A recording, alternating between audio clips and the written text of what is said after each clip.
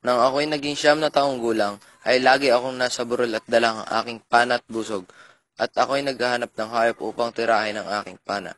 Kapag ako'y napagod, ay namamahinga ako at naliligo sa batis kung saan masasayang nag-aawitan ng mga nayedes habang tinutugtog nila ang kanilang lira. Ang kanilang tawanan ay nagpapawala ng aking pagod. Pagkalipas ng ilang taon, ay pinag-aral ako ng aking ama, ngunit ayaw pumayag ng aking ina dahil ako'y lilisan. Bakit kailangan pa niya umalis? Dahil maganda ang pagtuturo doon, kung hindi siya matuturuan, ano lang kanya kinabukasan? Sino mag-aaral sa kanya ron? Ang mga kaibigan at guro niya doon. Pagdating ni Florante sa Atenas.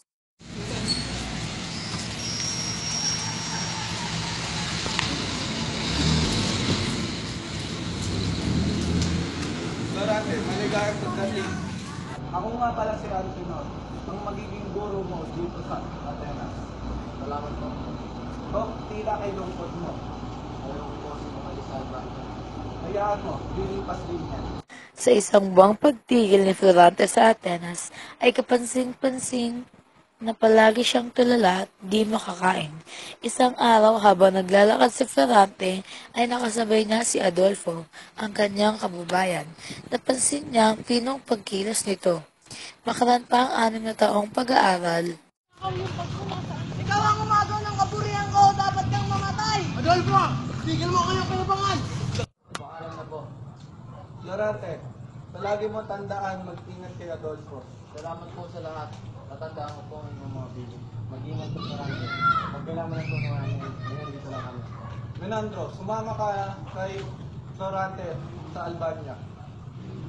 Salamat po. Paalam na po. Paalam po.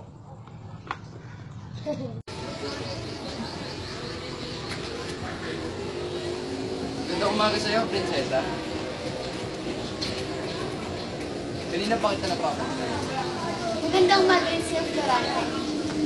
Salamat sa pagmuli. Lagi ka rin pwede sa akin. Sana mo kilala pa ako. Ayun din ako. Ngunit ilang araw na lang ay aalis ka na. Oo nga. Halika, Laura. Bukas na tayo. Nabis ko lang.